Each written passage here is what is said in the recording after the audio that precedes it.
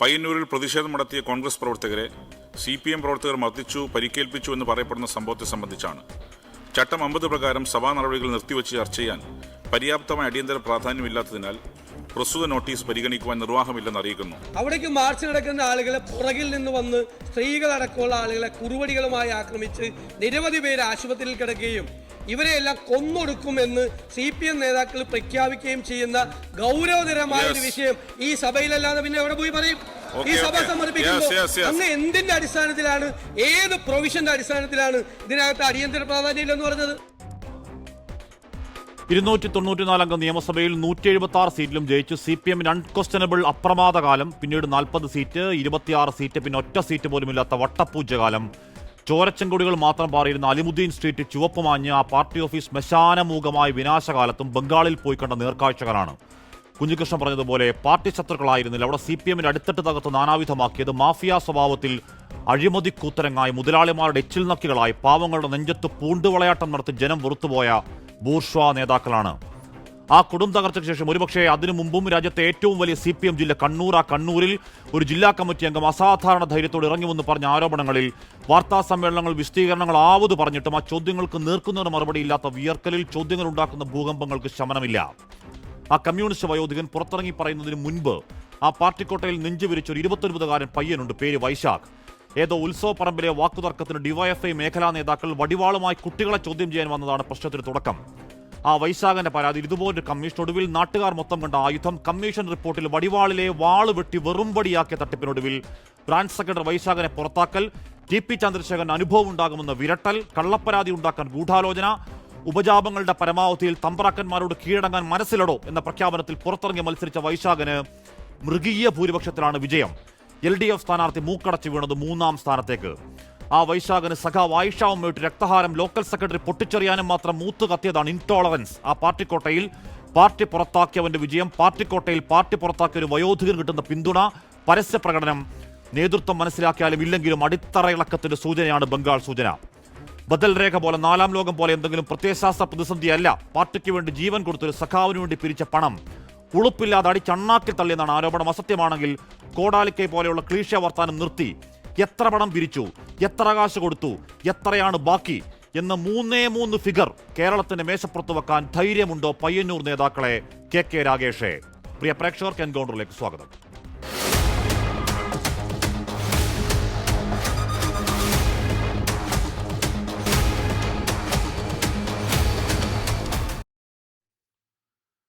Shri Jinto John, Shri Jayaraj, Shri S Sajeevan, Shri MK Haridas, അല്പസമയത്തിനകം ശ്രീ കുഞ്ഞികൃഷ്ണൻ പ്രതീക്ഷിക്കുന്നു. ആദ്യം ഞാൻ ശ്രീ ഹരിദാസിലേക്ക് പോകുന്നു. ശ്രീ ഹരിദാസ്, ഇത് വളരെ പെട്ടെന്ന് വിശദീകരിക്കാവുന്നതേ ഉള്ളൂ.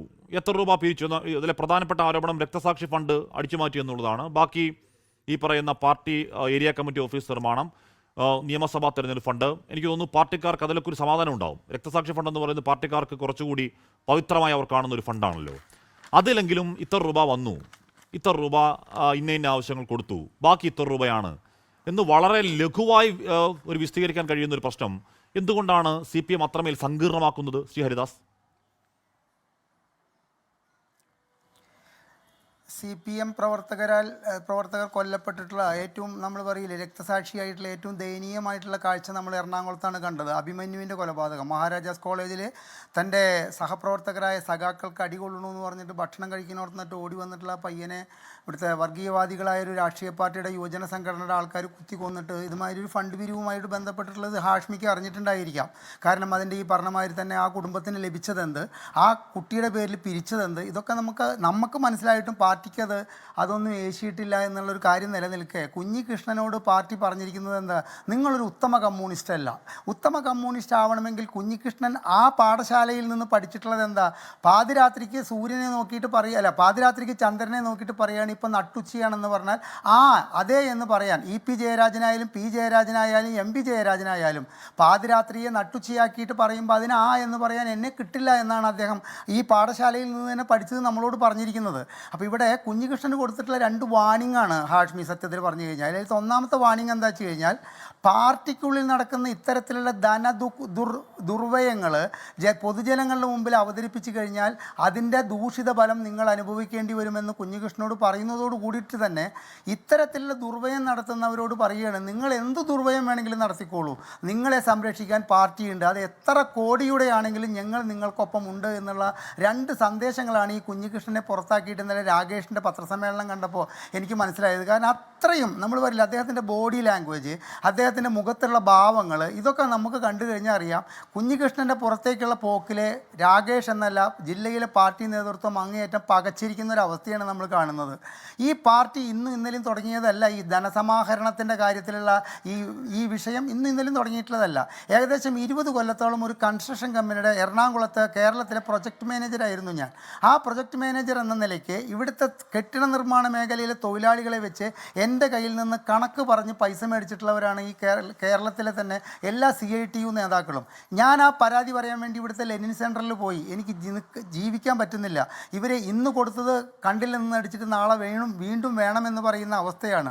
ഓരോരുത്തരും ചോദിക്കുന്ന തുക നമുക്ക് കേട്ട് കേൾവി. കാരണം ഇതിൻ്റെ ഈ ഞാൻ ജോലി ചെയ്യുന്ന സ്ഥാപനത്തിൻ്റെ ഹെഡ് ഓഫീസ് ബാംഗ്ലൂരാണ്. അവർ ബാംഗ്ലൂരോ തമിഴ്നാട്ടിലോ ഇല്ലാത്തൊരു സംഗതിയാണ് എന്ത്, ഈ കെട്ടിട നിർമ്മാണ മേഖലയിൽ നമുക്ക് ആവശ്യമുള്ള പരിചയസമ്പന്നരായ തൊഴിലാളികളെ ഇവർ ഇറക്കിത്തരുമെന്ന് പറഞ്ഞിട്ട് ഇറക്കിത്തരാതെ നമ്മൾ ഇറക്കുമ്പോൾ അതിന് നോക്കുകൂലി വാങ്ങുന്നൊരു സമ്പ്രദായം നിലനിന്നിരുന്ന സ്ഥലമാണ് ഈ എറണാകുളം. ഞാൻ ആ ജോലി വിടാനുള്ള കാരണം എൻ്റെ ശമ്പളം കേട്ട് കഴിഞ്ഞാൽ ആഷ്മി ഞെട്ടും. എനിക്ക് ആ ജോലി മുൻപോട്ട് കൊണ്ടുപോകാൻ അങ്ങേയറ്റം ബുദ്ധിമുട്ടായത് ഈ നേതാക്കളുടെ ഈ പണം വാങ്ങലാണ്.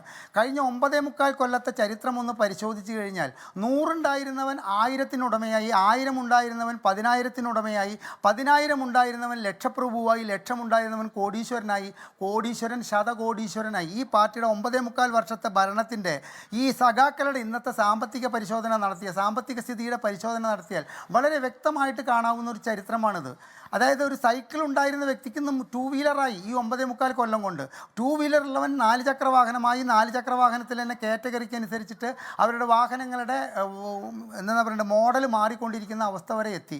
അപ്പോൾ ഈ പാർട്ടിക്കുള്ളിലെ പ്രത്യയശാസ്ത്രം മറന്നുകൊണ്ട് പാർട്ടി ധനസമാഹരണത്തിനുള്ളൊരു ഒരു ഭാഗമാണ് എന്നുള്ളത് ബോധ്യപ്പെട്ടതോടുകൂടി ഈ പാർട്ടിയിലേക്ക് കഴിഞ്ഞ 9.25 കൊല്ലത്തിനുള്ളിൽ ഒരുപാട് പേര് ഒഴുകിയെത്തിയിട്ടുണ്ട്. ഇപ്പം എനിക്ക് പറയുന്നത് കൊണ്ട് ഒരു പ്രശ്നവുമില്ല. ഈ ശബരിമലയിലത്തെ ഇപ്പോഴത്തെ ഏറ്റവും അവസാനം ചാർജ് ഒഴിഞ്ഞിട്ടുള്ള ചെയർമാൻ്റെ പേര് നമുക്ക് അങ്ങനെ കാണാം. മറ്റു പാർട്ടികളിൽ നിന്നിട്ട് അവർക്ക് കൃത്യമായിട്ടുള്ള സാമ്പത്തിക വരുമാനത്തിന് യാതൊരു മാർഗവുമില്ല എന്നിരിക്കുകയാണ് ഇത്തരക്കാരൊക്കെ വന്നിട്ട് ഈ പാർട്ടിയിൽ ചേക്കേറിയിട്ട് ഈ പാർട്ടിയുടെ പ്രത്യയശാസ്ത്രം തന്നെ മറന്നു. തന്നെപ്പോലെ തൻ്റെ സഹജീവിയും ജീവിക്കുന്നു എന്ന് ഉറപ്പുവരുത്തേണ്ട പാർട്ടി തന്നെപ്പോലെ തൻ്റെ സഹജീവിക്കും സാമ്പത്തികമായിട്ടുള്ള സ്ഥിതി മെച്ചപ്പെടുത്താൻ വേണ്ടിയിട്ട് നിൽക്കുമ്പോൾ അതിനെ അസഹിഷ്ണുതയോടുകൂടി കണ്ടിരുന്ന ഒരു വ്യക്തിയാണ് ആര്?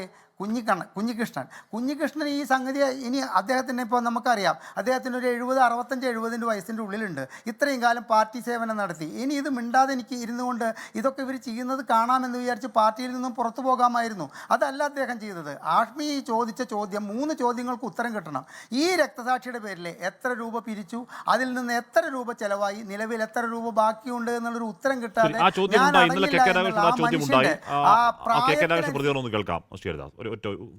ഒരു സെക്കൻഡ്.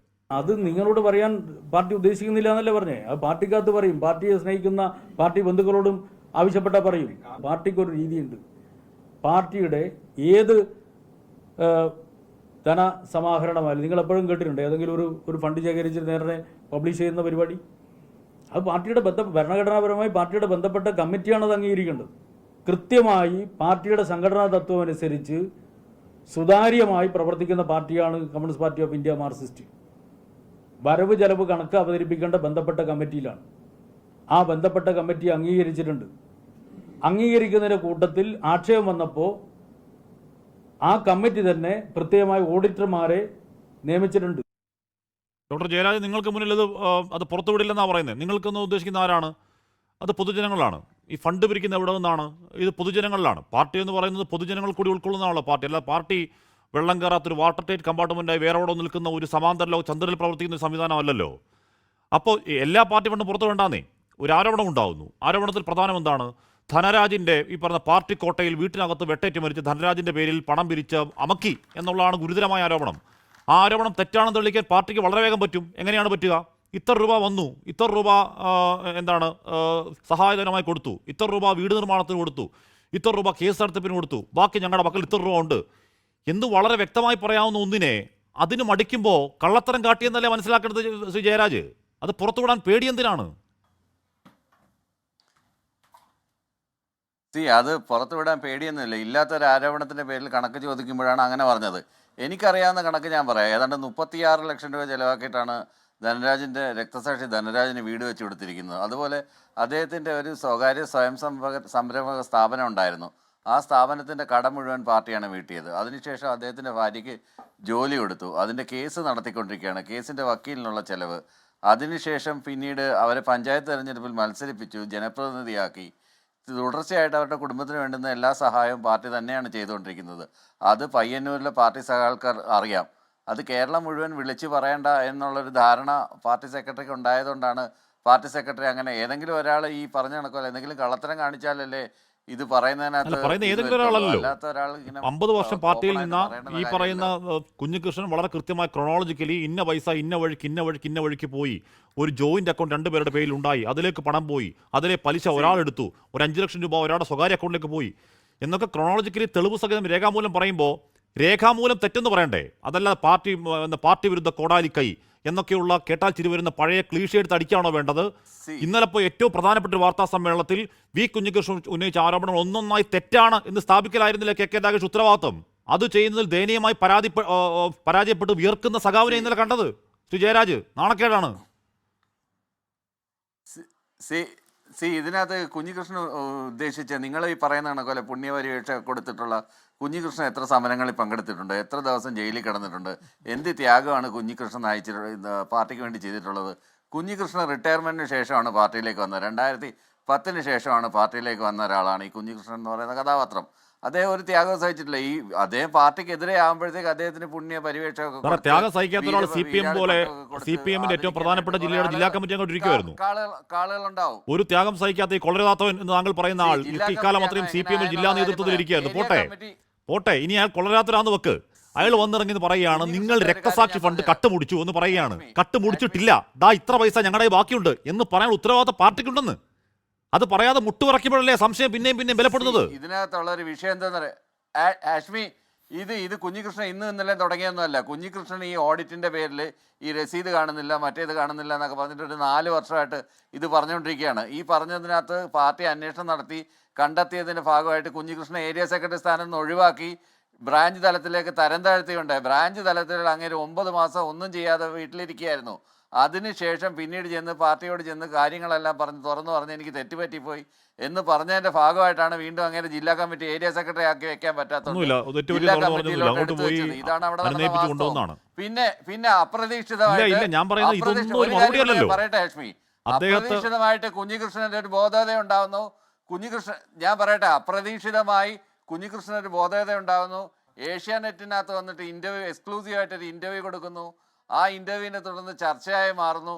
ഇത് എങ്ങനെയാണ് സംഭവിക്കുന്നത്? ആകസ്മികമായിട്ട് നടക്കുന്ന സംഭവം. എന്തിനാ വളച്ചു കിട്ടുന്നേ ബി ജയരാജ്? എന്തിനായി വളച്ചു കിട്ടുന്നേ? ഈ പറയുന്ന ആരോപണങ്ങളൊക്കെ പറ.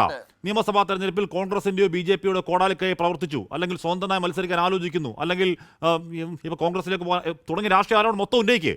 എല്ലാ ആരോടും ഉന്നയിക്കുന്നതിന് മുമ്പ് ഈ കുഞ്ഞികൃഷ്ണൻ പറഞ്ഞ ഈ രക്തസാക്ഷി ഫണ്ട് മുക്കി നക്കുന്നവരല്ല ഞങ്ങൾ എന്ന് കേരളത്തെ ബോധ്യപ്പെടുത്തണം. അതെങ്ങനെയാണ്? ഈ 3 ഫിഗർ വെക്കുക, കണക്ക് ഇത്ര എന്ന് വെച്ചാൽ ഈസിയായി പ്രശ്നം പരിഹരിക്കപ്പെട്ടു. ബാക്കി രാഷ്ട്രീയരോട് പറ. അത് പറയാൻ മടിച്ച് രാഷ്ട്രീയരോട് മാത്രം പറയപ്പെടാ പ്രശ്നം. ഇതിനകത്ത് ആഷ്മി, ഇതിനകത്ത് ഞാൻ പയ്യന്നൂരിലെ പാർട്ടിക്കാരെ മാത്രമേ കുറ്റം പറയത്തുള്ളൂ. കാര്യം എന്താണെന്നറിയോ? ഇങ്ങനെ ഒരാളെ ഒരു ലോക്കൽ കമ്മിറ്റിയിലെ അംഗമായി പോലും ഒരു ബ്രാഞ്ച് മെമ്പറായിട്ട് പോലും നിലനിർത്താൻ കൊള്ളാത്ത ഒരാളെ എന്തിനാണ് ലോക്കൽ കമ്മിറ്റിയിൽ എടുത്തത്? എന്തിനാണ് ഏരിയ കമ്മിറ്റിയിൽ എടുത്തത്? എന്തിനാണ് ജില്ലാ കമ്മിറ്റിയിൽ എടുത്തു വെച്ചത്? അതിനാണ് പാർട്ടി ഉത്തരം പറയേണ്ടുന്നത്. സ്ക്രീനിങ്ങിനകത്തുള്ള കുഴപ്പം എങ്ങനെയുള്ള ഒരാൾ പാർട്ടിക്ക് നമ്മൾ നിർബൻ ചക്രവർത്തിയെ പോലുള്ള നേതാക്കന്മാരെ കണ്ടിട്ടുണ്ട്. ബുക്ക് വയ്ക്കാനായിട്ട് അവസാനം പാർട്ടിയിൽ നടപടിയെടുത്ത് പുറത്തു പോയപ്പം ബുക്ക് വയ്ക്കാനായിട്ട് ബുക്ക് ഫെയറിൽ വന്നിരിക്കുന്ന നിർബൻ ചക്രവർത്തിയെ ഞാൻ എൻ്റെ കണ്ണുകൊണ്ട് നേരിട്ട് കണ്ടിട്ടുള്ള ആളാണ്. EMS പറഞ്ഞ എന്താണ്? എൻ്റെ ജീവിതം മുഴുവൻ ഞാൻ പാർട്ടിക്ക് വേണ്ടി കൊടുത്തിട്ട് പാർട്ടി എനിക്ക് എപ്പോൾ വേണമെങ്കിലും എന്നെ ഒഴിവാക്കാം, ഞാൻ പാർട്ടിക്ക് എതിരാണെങ്കിൽ എന്ന് പറഞ്ഞ പ്രസംഗങ്ങൾ ഇപ്പോൾ നമുക്ക് യൂട്യൂബിൽ ചാനലിലൊക്കെ നോക്കിയാൽ EMSന്റെ വിഖ്യാതമായ പ്രസംഗം നമുക്ക് കാണാൻ പറ്റും. അതാണ് ഒരു പാർട്ടി അണി. ആ പാർട്ടി അണിയുടെ അച്ചടക്കം ഏതെല്ലാം മേഖലയിലാണെന്ന് പറയേണ്ടതെന്നൊന്നും ഹാഷ്മിക്ക് ഒരു പാർട്ടി മെമ്പറായിട്ട് ഇരുന്നിട്ടുണ്ടെങ്കിൽ ഹാഷ്മിക്ക് അതൊക്കെ മനസ്സിലാവും. ഇല്ലാത്തവർക്ക് അത് മനസ്സിലാവാൻ കുറച്ച് ബുദ്ധിമുട്ടാണ്. എന്ത് പറഞ്ഞാലും ഈ പറയുന്ന ഫണ്ട് തട്ടിപ്പാരോപണത്തിന് ഫണ്ടിനെ കുറിച്ചുള്ള വ്യക്തതയില്ലെങ്കിൽ വ്യക്തത വരില്ല. എത്ര നോക്കിയാലും വെളുപ്പിക്കാനും കഴിയില്ല ശ്രീ ജയരാജ്. അതിനി ഈ കുഞ്ഞികൃഷ്ണൻ മഹാ കൊള്ളരുതാത്തവനാണെന്നും മഹാ മോശക്കാരനാണെന്നും അദ്ദേഹം മറ്റെന്തോ ദുഷ്ടലക്ഷ്യത്തിൽ വന്നാണെന്നൊക്കെ വെറുതെ വാദോരാതെ ആരോപിച്ചുകൊണ്ടിരിക്കാമെന്നതല്ലാതെ അതിൽ വ്യക്തത വരണമെങ്കിൽ ആ ഫണ്ടിന്റെ കണക്കുകൾ കേരളം കാണണം, പാർട്ടി അണികൾ കാണണം. അത് പുറത്തുവിടാൻ ഭയക്കുന്നുണ്ടെങ്കിൽ എന്തോ ഒളിക്കാനുണ്ടെന്നാണ് അർത്ഥം. ഞാൻ അറിയുന്നത് ഇതിനകത്ത് ഒരു ഭയമില്ല. CM സ്റ്റീഫൻ സ്മാരക മന്ദിരം കോൺഗ്രസ്സുകാരുണ്ടാക്കിയതാണക്കോലെ, കെ കരുണാകരൻ സ്മാരകം കോൺഗ്രസ്സുകാരുണ്ടാക്കിയതാണക്കോലെ, ഇതുവരെ CM സ്റ്റീഫന്റെ പേരിൽ അവസാനം അവിടുത്തെ മുനിസിപ്പൽ ലൈബ്രറി, കൊല്ലത്തെ മുനിസിപ്പൽ ലൈബ്രറിക്ക് നാമകരണം ചെയ്തത് അവിടുത്തെ ഇടതുപക്ഷ കോർപ്പറേഷൻ ഭരിക്കുന്ന സമയത്താണ് CM സ്റ്റീഫന്റെ, കോൺഗ്രസിന്റെ CM സ്റ്റീഫന്റെ പേര്. എത്ര ഫണ്ട് പിരിവ് നടത്തി? 6 റൗണ്ടാണ് ഫണ്ട് പിരിവ് നടത്തിയത് CM സ്റ്റീഫൻ സ്മാരകത്തിന് വേണ്ടിയിട്ട്. അതുപോലെ തന്നെയാണ് കെ കരുണാകരൻ ഫണ്ട്. ഇതൊക്കെ എവിടെ പോയി? ഇതെല്ലാം പറയുന്നത് എന്തിന്? മുണ്ടക്കൈ ചൂരൽമല ഫണ്ട് എവിടെ പോയി? യൂത്ത് കോൺഗ്രസ് പിരിച്ച ഫണ്ട് എവിടെ പോയി? ആകെപ്പാടെ 3-4 ഏക്കർ ഭൂമി ഇപ്പം ഇലക്ഷൻ എടുക്കുന്ന സമയത്ത് മേടിച്ചു കൂട്ടിയിട്ട് ഈ ഫണ്ടിനെ ഒന്നും കണക്ക് പറയാത്ത ആളുകളാണ് വലിയ അഭിമാനത്തോടെ വന്നിരിക്കുന്ന കുഞ്ഞികൃഷ്ണൻ. ഇവിടെ ഞാൻ ശ്രീ ജയരാജനോട് ആവർത്തി ചോദിച്ചുകൊണ്ടിരിക്കുകയാണ്, എന്തുകൊണ്ടാണ് ഈ കണക്ക് പുറത്തുവിടാൻ? ശ്രീ ഹരിദാസിനോട് ചോദിച്ചു. വളരെ സിമ്പിൾ ചോദ്യമാണ്, എന്തുകൊണ്ട് ഈ കണക്ക് പുറത്തുവിടാൻ പാർട്ടി ധൈര്യപ്പെടുന്നില്ല എന്നുള്ള കാര്യം. അണികളെ ഫണ്ടിൻ്റെ കാര്യം ബോധ്യപ്പെടുത്താവുന്നതേ ഉള്ളൂ. താങ്കൾ പറഞ്ഞ ആരോപണം വളരെ തെറ്റാണെന്ന് തെളിയിക്കാൻ ഇത്ര രൂപ ഞങ്ങൾ പിരിച്ചു, അത് കണക്കുള്ള പൈസയാണ്, ഇത്ര രൂപ ഞങ്ങൾ ധനരാജൻ്റെ വീട്ടുകാർക്ക് കൊടുത്തു, ഇത്ര രൂപ ഞങ്ങൾ വീട് വെക്കാൻ കൊടുത്തു, ഇത്ര രൂപ ഞങ്ങൾ വക്കീലിന് കൊടുത്തു, ബാക്കിയുള്ളത് ഇത്ര രൂപയാണ്, അത് ശ്രീ കുഞ്ഞികൃഷ്ണൻ പറയുന്നത് 26,000 രൂപ അല്ല 40 ലക്ഷം രൂപയും ഞങ്ങളുടെ കയ്യിലുണ്ട് എന്ന് കണക്ക് സഹിതം വളരെ വ്യക്തമായി പറയാൻ കഴിയുന്ന ഉത്തരത്തിന്, ഒരു ചോദ്യത്തിന് എന്തുകൊണ്ടാണ് അത്? താങ്കൾക്കെതിരെ എന്തും പറഞ്ഞോട്ടെ, പക്ഷെ ആ മറുപടി പറയാൻ പാർട്ടിക്ക് കഴിയാത്തത് എന്തുകൊണ്ടാണ് ശ്രീ കുഞ്ഞികൃഷ്ണൻ? പാർട്ടി 2022 ബോധ്യപ്പെടുത്താനുള്ളൊരു ശ്രമം നടത്തി. പക്ഷേ ബഹുഭൂരിപക്ഷം പാർട്ടി മെമ്പർമാർക്കും അത് ബോധ്യപ്പെട്ടിട്ടില്ല. അന്ന് ജില്ലാ സെക്രട്ടേറിയറ്റ് മെമ്പർമാർ പങ്കെടുത്തുകൊണ്ടാണ് ലോക്കൽ കമ്മിറ്റികളും ജനറൽ ബോഡികളും വിളിച്ചു ചേർത്തത്. ലോക്കൽ കമ്മിറ്റികളിലോ ലോക്കൽ ജനറൽ ബോഡിയിലോ ഭൂരിപക്ഷം മെമ്പർമാർക്കും ജില്ലാ നേതൃത്വം പറഞ്ഞ കാര്യം അന്ന് തന്നെ ബോധ്യപ്പെട്ടിരുന്നില്ല എന്ന് അന്ന് ഇതിൽ പങ്കെടുത്ത ജില്ലാ സെക്രട്ടേറിയറ്റ് മെമ്പർമാർക്കെല്ലാം മനസ്സിലായ ഒരു കാര്യമാണ്. താങ്കൾക്കെതിരെ രൂക്ഷമായ സൈബർ ആക്രമണമുണ്ട്, താങ്കൾ വർഗവഞ്ചകനാക്കുന്നുണ്ട്, താങ്കളെ കുലംകുത്തിയാക്കുന്നുണ്ട്, താങ്കളെ പാർട്ടിയുടെ ശത്രുവാക്കുന്നുണ്ട്. താങ്കൾ നേരത്തെ ശ്രീ ജയരാജ് പറയുന്ന പോലെ താങ്കൾ ഇന്നലെ മാത്രം താങ്കളുടെ റിട്ടയർമെന്റിന് ശേഷം മാത്രം പാർട്ടിയിൽ വന്ന ആളാണ് എന്ന് പറയുന്നുണ്ട്. താങ്കൾ സ്റ്റോക്ക് മാർക്കറ്റിൽ പണം നിക്ഷേപിച്ച് ലക്ഷങ്ങൾ സമ്പാദിക്കുന്ന ആൾ എന്ന് പറയുന്നുണ്ട്. താങ്കൾ DAയുടെ കാര്യത്തിൽ എത്രയോ ലക്ഷം രൂപ അധികം വേണമെന്ന് പറയുന്നുണ്ട്. മുക്കാലും വ്യാജമാണ്, ചെറുതെങ്കിലും അർദ്ധസത്യങ്ങളുണ്ടോ എന്ന കാര്യം എനിക്കറിയില്ല. ഞാൻ അന്വേഷിച്ചിടത്തോളം ഏതാണ്ട് 100% വ്യാജവുമാണ്. ശ്രീ കുഞ്ഞികൃഷ്ണൻ, സൈബർ ആക്രമണങ്ങൾ താങ്കളുടെ ശ്രദ്ധയിൽപ്പെടുന്നുണ്ടോ? താങ്കളെ ഉലയ്ക്കുന്നുണ്ടോ? അല്ല, ഇത് സൈബർ കാലഘട്ടമല്ലേ, നവമാധ്യമങ്ങളുടെ കാലമല്ലേ. സൈബർ പോരാളികൾ എന്ന നിലയിൽ സൈബർ ആക്രമണം കേരളീയ സമൂഹത്തിൽ വളരെ കൂടുതലായി വന്നുകൊണ്ടിരിക്കുകയാണ്. അപ്പോൾ നേരിട്ട് ഈ കാര്യം സൂചിപ്പിച്ചാൽ കൃത്യമായി മറുപടി പറയാൻ എനിക്ക് കഴിയും. ഒരു ചാനലിൽ ദേശാഭിമാനിയുടെ മുൻ മാധ്യമ പ്രവർത്തകൻ എനിക്കെതിരെ 3 ആരോപണങ്ങൾ ചാനൽ ചർച്ചയിൽ ഉന്നയിച്ചു. ഒന്ന്, ഞാൻ ലീവ് സറണ്ടർ ചെയ്തിട്ടുണ്ട് എന്നതാണ്. 2, ഞാൻ റിട്ടയർ ചെയ്തപ്പോൾ അധിക ഗ്രാറ്റുവിറ്റി ലഭിക്കുന്നതിന് അപേക്ഷിച്ചുവെന്നും അപേക്ഷ നിരസിച്ചതിനെ തുടർന്ന് ഞാൻ ഹൈക്കോടതിയിൽ കേസ് കൊടുത്തുവെന്നും ആ കേസിൽ എനിക്കെതിരെ വിധിയുണ്ടായി എന്നുമാണ്. 3ാമത്തെ കാര്യം, എനിക്ക് ഷെയർ മാർക്കറ്റിൽ വലിയ നിക്ഷേപമുണ്ട് എന്നാണ്. ഈ 3 കാര്യങ്ങൾക്കും ഞാൻ മറുപടി പറഞ്ഞിട്ടുണ്ട്. ഒന്ന്, ഈ ലീവ് സറണ്ടർ ചെയ്യുക എന്നുള്ളത് എന്തോ തെറ്റായ കാര്യമാണ് എന്നാണ് ഇവർ ധരിച്ചത്. ഏൺഡ് ലീവുള്ള എല്ലാ വിഭാഗങ്ങൾക്കും ആ ലീവ് വിൽക്കാൻ അവകാശമുള്ളതാണ്. ക്രെഡിറ്റിൽ എത്ര ലീവുണ്ടോ അത് പരിധി നിശ്ചയിച്ചിട്ടുണ്ട് ഗവൺമെൻറ്, അതിനനുസരിച്ച് വിൽക്കാൻ കഴിയും. അത് എൻ്റെ ക്രെഡിറ്റിൽ ഞാൻ റിട്ടയർ ചെയ്യുമ്പോൾ എത്ര ലീവുണ്ടോ അത് സറണ്ടർ ചെയ്തിട്ടുണ്ട്. ചർച്ചയിൽ പങ്കെടുത്തത് ഞാൻ 300 ദിവസം സറണ്ടർ ചെയ്ത് 8.5 ലക്ഷം ഉറുപ്പിക വാങ്ങി എന്നുള്ളതാണ്. അപ്പം 300 ദിവസം ചെയ്തിട്ടുണ്ടോ എന്നുള്ളത് എനിക്ക് ഓർമ്മയില്ല. തകരാറുണ്ടോ?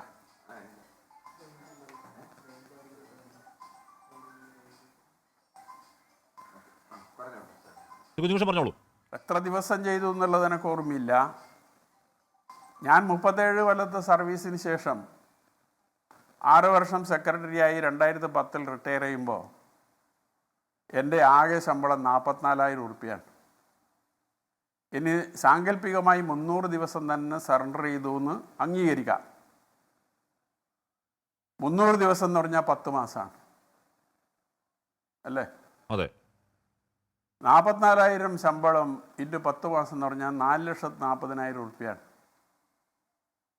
അത്രയേ കിട്ടൂ ലീവ് സാലറി. അവിടെയാണ് 8.5 ലക്ഷം ഉറുപ്പ്യ ഞാൻ ലീവ് സാലറി വാങ്ങി എന്ന് ഈ ചാനൽ ചർച്ചയിൽ പറഞ്ഞത്. അപ്പോൾ 300 ദിവസമൊന്നും ഞാൻ ലീവ് സറണ്ടർ ചെയ്തിട്ടില്ല. എനിക്ക് അത്രയും ലീവ് ക്രെഡിറ്റ് ഉണ്ടായിരുന്നില്ല. അപ്പോൾ അത് എത്ര എന്നുള്ളത് ഞാൻ കൃത്യമായി ഓർക്കുന്നില്ല. ഇനി അതായാൽ തന്നെ ഈ 8.5 ലക്ഷത്തിൻ്റെ പകുതിയെ കിട്ടൂ. ഇത് ആളുകളെ തെറ്റിദ്ധരിപ്പിക്കാൻ പാകത്തിൽ കണക്ക് പെരുപ്പിച്ച് കാണിച്ച് ഈ രീതിയിൽ വ്യക്തിഹത്യ നടത്താനുള്ള ശ്രമത്തിൻ്റെ ഭാഗമാണ് ഇത്. ബോധപൂർവം MLA നേതൃത്വത്തിൽ നടന്ന ഒരു കാര്യമാണ്. MLA ഈ ഫണ്ട് വിവാദം ഉയർന്നു വന്നപ്പോൾ പലരുടെയും ചരിത്രം പരിശോധിക്കാൻ പുറപ്പെട്ടു. എൻ്റെ ചരിത്രം അന്വേഷിച്ച് പയ്യന്നൂർ റൂറൽ ബാങ്കിൽ അയാൾ നേരിട്ട് പോയി സെക്രട്ടറിയോട് കാര്യങ്ങൾ അന്വേഷിച്ചു. ഗ്രാറ്റുവിറ്റി കേസ് സംബന്ധിച്ച് അതുപോലെ തന്നെ ഈ പറഞ്ഞ കാര്യങ്ങളെ സംബന്ധിച്ചെല്ലാം അയാൾ അന്വേഷിച്ചു. അവർക്ക് നൽകാൻ ഒരു രേഖയും ഉണ്ടായിരുന്നില്ല അവിടെ. രണ്ടാമത് ഗ്രാറ്റുവിറ്റി ഞാൻ റിട്ടയർ ചെയ്യുമ്പോൾ 3.5 ലക്ഷം രൂപയാണ് പരമാവധി. ആ 3.5 ലക്ഷം വാങ്ങിയിട്ടാണ് ഞാൻ പിരിഞ്ഞത്. ഞാൻ പിരിഞ്ഞ് 3 മാസം കഴിഞ്ഞപ്പോൾ മെയ് മാസം ഗ്രാറ്റുവിറ്റി പരിധി 10 ലക്ഷമായി ഉയർത്തി. ആ 10 ലക്ഷമായി ഉയർത്തിയപ്പോൾ ആ 10 ലക്ഷം കിട്ടുന്നതിന് വേണ്ടി ഞാൻ പാർട്ടിയെ സമീപിച്ചു. അന്ന് ഏരിയ സെക്രട്ടറി TI മധുസൂദനാണ്. പാർട്ടി അനുമതി കൊടുത്തില്ല. അതാണ് എന്നോടുള്ള വിരോധം എന്നതാണ് ഈ ചർച്ചയിൽ പറഞ്ഞത്. TI മധുസൂദനോടുള്ള വിരോധം എന്നതാണ് ഈ ചർച്ചയിൽ പങ്കെടുത്തത്. ഈ ഗ്രാറ്റുവിറ്റി 10 ലക്ഷം കിട്ടണം എന്ന് ഞാൻ എവിടെയും ആവശ്യപ്പെട്ടിട്ടില്ല. കാരണം ഞാൻ ഈ സർവീസ് മാറ്റർ സംബന്ധിച്ച് ഒരു പുസ്തകം എഴുതിയ ആളാണ്. ആ പുസ്തകം ഇതാ ഇവിടെയുണ്ട്. ഈ പുസ്തകം കേരളത്തിലെ സഹകരണ ജീവനക്കാരുടെ സേവന വേതന വ്യവസ്ഥകൾ എന്ന് പറഞ്ഞുകൊണ്ട് ഞാൻ വലിയ പുസ്തകമാണ്. ആ പുസ്തകം എഴുതി അത് കേരള കോപ്പറേറ്റീവ് എംപ്ലോയീസ് യൂണിയൻ പ്രസിദ്ധീകരിച്ചിട്ടുള്ള പുസ്തകമാണ്. എന്ന് മാത്രമല്ല സഹകരണ ജീവനക്കാരുടെ സേവന വ്യവസ്ഥകളെ സംബന്ധിച്ച് സ്ഥിരമായി ഞാൻ ക്ലാസ് എടുക്കുന്ന കേന്ദ്ര ഗവൺമെൻറ്റിൻ്റെ കീഴിലുള്ള പറശ്ശിനിക്കടവിലെ ICM എന്ന സ്ഥാപനത്തിൽ ഇൻസ്റ്റിറ്റ്യൂട്ട് ഓഫ് കോപ്പറേറ്റീവ് മാനേജ്മെൻറ്റ് അതിൽ ഞാൻ സ്ഥിരമായി ക്ലാസ് എടുക്കുന്ന ഒരാളാണ്. ഇപ്പോൾ കുറേ വർഷമായി അത് നിർത്തി, ഞാൻ പോകാറില്ല. അപ്പോൾ എനിക്ക് നിയമത്തെക്കുറിച്ച് നല്ല ധാരണയുണ്ട്. അതുകൊണ്ട് ഈ മെയ് മാസം വന്ന ഭേദഗതി ഫെബ്രുവരിയിൽ റിട്ടയർ ചെയ്ത് എനിക്ക് ബാധകമാകില്ല എന്ന നല്ല ബോധ്യം. അല്ല സർ കുഞ്ഞുകൃഷ്ണൻ, അത് സൈബർ മാത്രമല്ല, അത് ഏതോ ഒരു കേന്ദ്രത്തിൽ തയ്യാറാക്കി വിതരണം ചെയ്യപ്പെടുന്ന പോലെ ചില മാധ്യമപ്രവർത്തകർ പോലും അത് അങ്ങനെ ആ വ്യാജം ആവർത്തിക്കുന്നത് കേട്ടു. അപ്പോൾ ഏതോ കേന്ദ്രത്തിൽ തയ്യാറാക്കപ്പെടുന്നതാണ്. സൈബർ കടന്നലുകളുടെ കാര്യം, ഇപ്പോൾ ഈ സൈബർ അണികളുടെ കാര്യം വിട്ടേക്ക്, അങ്ങനെ അറിയാവുന്നതാണല്ലോ. ശ്രീ കുഞ്ഞുകൃഷ്ണൻ, കഴിഞ്ഞ ദിവസം ഒരു രോഗി വിളപ്പിൽശാല ആശുപത്രിയിൽ മരിച്ചു. ശ്വാസം മുട്ടി ആ രോഗി അടച്ചിട്ട ഗ്രില്ലിന് മുന്നിൽ പ്രാണവപ്രാളം നടന്ന ലോകം മുഴുവൻ കണ്ടിട്ടും ബിസ്മീർ നേരത്തെ ആശുപത്രിയിൽ പോയി വേറെ ഏതോ ആശുപത്രിയിൽ കൊണ്ടുപോയി കാണിക്കണമെന്ന് പറഞ്ഞു. അത് ബിസ്മീർ അനുസരിച്ചില്ല എന്ന് പറഞ്ഞ് മരിച്ചുപോയ ആളെ അധിക്ഷേപിക്കുന്ന ഈ പറയുന്ന അധമ പണിയാണ് ഈ സൈബർ കാണിക്കുന്നത്. അതിൽ ചില ഡോക്ടർമാർ ഓശാന പാടുന്നു സങ്കടം. അത്തരം ഡോക്ടർമാർ മിനിമം ആ ഡോക്ടേഴ്സ് ഓത്ത് ഒന്നുകൂടി വായിച്ചു നോക്കണമെന്നൊരു അപേക്ഷയോട് പോട്ടെ.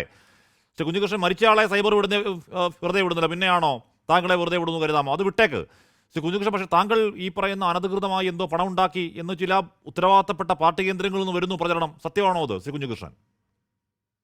ഉണ്ടെങ്കിൽ അവർ തെളിയിക്കട്ടെ. എന്തെങ്കിലും മറച്ചു വെക്കാനുണ്ടെങ്കിലോ തെറ്റായ കാര്യങ്ങൾ ചെയ്തിട്ടുണ്ടെങ്കിലോ അല്ല എനിക്ക് ഭയപ്പെടേണ്ട കാര്യമുള്ളൂ.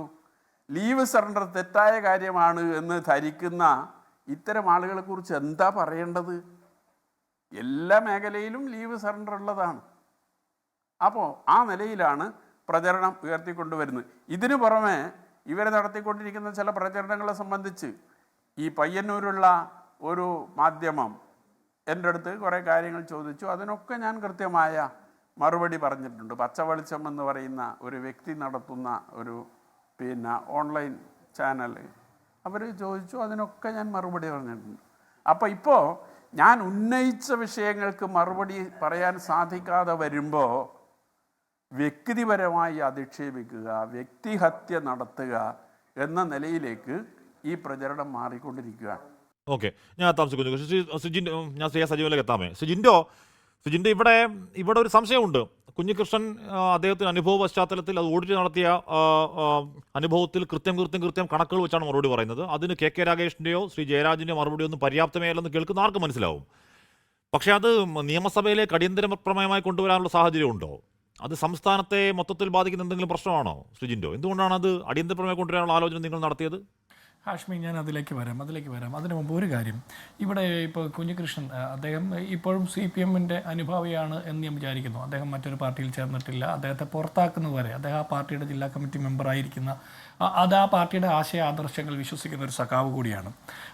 അദ്ദേഹത്തെക്കുറിച്ചിട്ട് ഇപ്പോൾ അദ്ദേഹം പറയുന്ന ആരോപണങ്ങളെക്കുറിച്ചാണല്ലോ നമ്മൾ ചർച്ച ചെയ്യുന്നത്. ആരോപണങ്ങൾക്ക് മറുപടി പറയാതെ ഇപ്പോൾ LDF-ന് വേണ്ടി സംസാരിക്കാൻ വന്നിരിക്കുന്ന സഹയാത്രികൻ ജയരാജ് ചോദിക്കുന്നത് കേട്ടു, കുഞ്ഞികൃഷ്ണൻ എത്ര സമരം ചെയ്തു, എത്ര മാത്രം ജയിലിൽ പോയി, എത്ര ത്യാഗം ചെയ്തു എന്ന്. ഞാൻ ചോദിക്കട്ടെ, ഇങ്ങനെ ഒന്നും ചെയ്യാത്ത ഒരാളെ കുഞ്ഞികൃഷ്ണനെ എന്തിനാണ് ജില്ലാ കമ്മിറ്റി അംഗമായിട്ട് CPM തിരഞ്ഞെടുത്തതെന്ന് നിങ്ങൾ അവരോട് പോയി ചോദിക്കണം. ഇനി കുഞ്ഞികൃഷ്ണനെ വ്യക്തിപരമായി ആക്ഷേപിക്കുമ്പോൾ അയാൾ ഉയർത്തിയ ഒരു ചോദ്യം, ജനാധിപത്യപരമായിട്ട് ഒരു രാഷ്ട്രീയ പാർട്ടിയിൽ ഉയർത്തേണ്ട ഒരു ചോദ്യം, അങ്ങനെ ചോദിച്ചു, അതിന് മറുപടി കിട്ടാതെ 8-9 വർഷക്കാലം മറുപടി കിട്ടാതെ വന്നപ്പോൾ പുറത്ത് പറഞ്ഞു. ആ പുറത്ത് പറയുന്ന ആളെ വ്യക്തിപരമായി ആക്ഷേപിക്കുന്ന ജയരാജ് എത്ര സമരത്തിൽ പങ്കെടുത്തു, എത്ര ത്യാഗം ചെയ്തു, എത്ര പ്രാവശ്യം ജയിലിൽ പോയി, കുഞ്ഞികൃഷ്ണനെ ആക്ഷേപിക്കാൻ താങ്കൾക്ക് എത്രത്തോളം സീനിയോറിറ്റി ഉണ്ട് എന്ന് താങ്കളൊന്ന് ആലോചിക്കേണ്ടത്. അപ്പോൾ ഇത് നമ്മൾ ഒരു ചോദ്യം ചോദിക്കുന്ന ആളെ ആക്ഷേപിക്കുന്നതല്ല, താങ്കളൊരു അധ്യാപകൻ കൂടിയാണെന്ന് ഞാൻ വിചാരിക്കുന്നു, ആക്ഷേപിക്കുന്നതല്ല ഒരു ഉത്തരം. ഇനി ബ്രാഞ്ച് തലത്തിലേക്ക് തരം താഴ്ത്തിയ കുഞ്ഞികൃഷ്ണനെ പിന്നീട് കുഞ്ഞികൃഷ്ണൻ പോയി കാല് പിടിച്ചു എന്നാണ് ജയരാജൻ്റെ വാദം. അങ്ങനെ കാല് പിടിച്ചപ്പോൾ ജില്ലാ കമ്മിറ്റി അംഗമാക്കിയെന്ന്. എങ്കിൽ MV ഗോവിന്ദനോട് ജയരാജ് ചോദിക്കണം, ബ്രാഞ്ച് തലത്തിലേക്ക് തരം താഴ്ത്തിയ ഈ മോശപ്പെട്ട കുഞ്ഞികൃഷ്ണനെ എന്തിനാണ് കുഞ്ഞികൃഷ്ണൻ കാല് പിടിച്ചപ്പോൾ നിങ്ങൾ ജില്ലാ കമ്മിറ്റിയിലേക്ക് എടുത്തു വെച്ചതെന്ന്. അപ്പോൾ ഈ കുഞ്ഞികൃഷ്ണൻ വല്ല സത്യവും വിളിച്ചു പറഞ്ഞാലോ എന്നുള്ള ഭയപ്പാട് കൊണ്ടാണോ ബ്രാഞ്ചിൽ നിന്ന് കുഞ്ഞികൃഷ്ണനെ നിങ്ങൾ ജില്ലാ കമ്മിറ്റി അംഗമായിട്ട് തിരഞ്ഞെടുത്തത് എന്ന് ചോദിക്കേണ്ടത് ജയരാജ് അത് MV ഗോവിന്ദനോട് പോയാണ് ചോദിക്കേണ്ടത്, ഞങ്ങളോടല്ല. ഇനി ഇങ്ങനത്തെ ഒരു കൊള്ളരുതാത്തവനെ അങ്ങനെയാണ് ആക്ഷേപിക്കുന്നത്. ഇങ്ങനത്തെ കൊള്ളരുതാത്തവനെ നേതാവാക്കിയ ആ പയ്യന്നൂരിലെ സഖാക്കന്മാരോടാണ് ചോദിക്കാനുള്ളതെന്ന്. ഇത്രയും കൊള്ളരുതാത്തവനെ എങ്ങനെയാണ് 10-50 വർഷക്കാലം പാർട്ടിയിൽ പ്രവർത്തിക്കാൻ സാഹചര്യമുണ്ടായത്? അപ്പോൾ കൊള്ളരുതാത്ത ആളുകളെയാണോ നിങ്ങൾ ട്രെയിൻ ചെയ്ത് കേഡർ സിസ്റ്റത്തിലൂടെ നേതാവാക്കി കൊണ്ടുവരുന്നത്? ഇപ്പോൾ CPM എന്ന് പറഞ്ഞ പാർട്ടിക്ക് എന്തോ കുഴപ്പമുണ്ട്? ജയരാജ് സത്യത്തിൽ ഈ കള്ളന്മാരെ ന്യായീകരിക്കാൻ വേണ്ടിയിട്ട് ആ പാർട്ടിയുടെ സംഘടനാപരമായിട്ടുള്ള ആശയപരമായിട്ടുള്ള അടിത്തറയെ തന്നെ ചോദ്യം ചെയ്യുന്ന നിലപാടാണ് എടുത്തത്. അത് തെറ്റാണ്.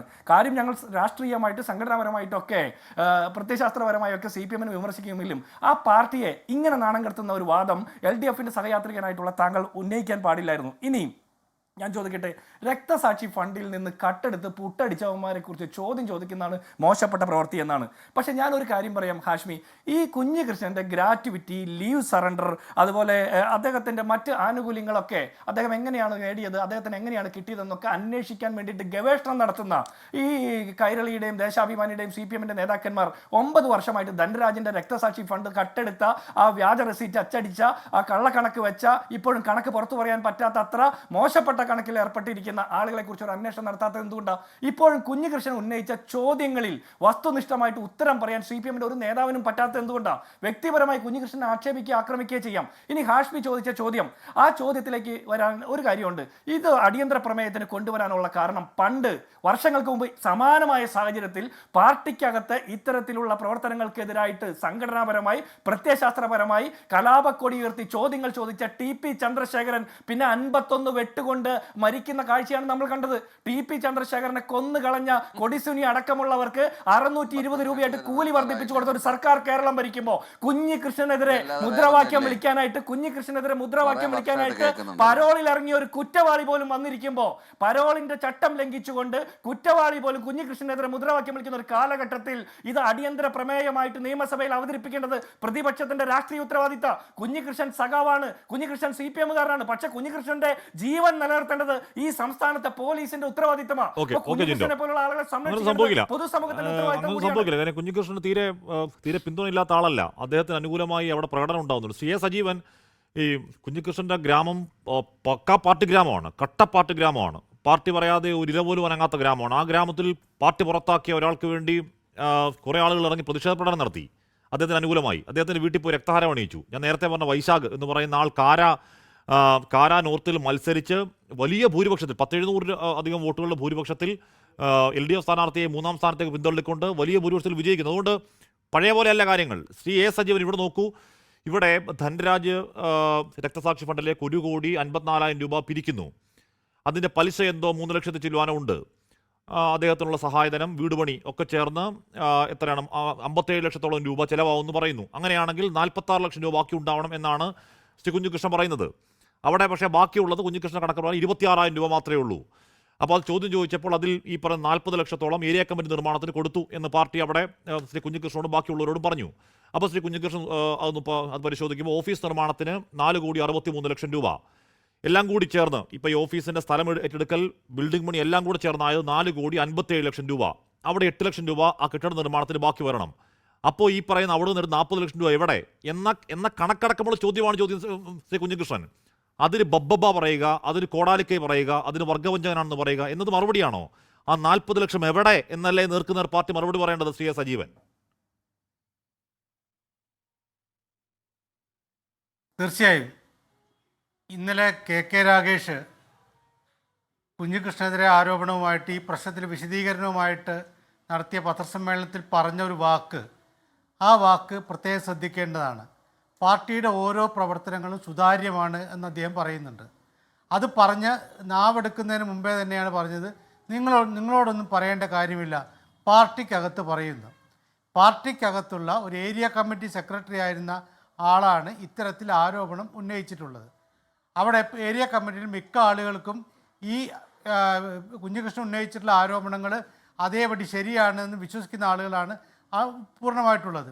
അപ്പോൾ സ്വാഭാവികമായിട്ടും അങ്ങനെ ഉണ്ടായിരിക്കെ അത് ജനങ്ങളോട് പാർട്ടിക്കകത്ത് പറയുക എന്നുള്ളൊരു മര്യാദയെങ്കിലും കാണിക്കുക, അത് കാണിച്ചില്ല എന്നതാണ്. 5 വർഷക്കാലം ഈ പ്രശ്നം ഉന്നയിച്ചിട്ടും അതിന് കൃത്യമായ വിശദീകരണം കിട്ടിയില്ല.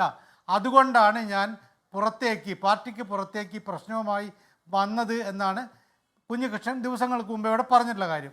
അപ്പോൾ സ്വാഭാവികമായിട്ടും ഈ വിശദീകരണം കൊടുത്തിട്ടുണ്ടോ ഇല്ലയോ എന്ന് പറയണം.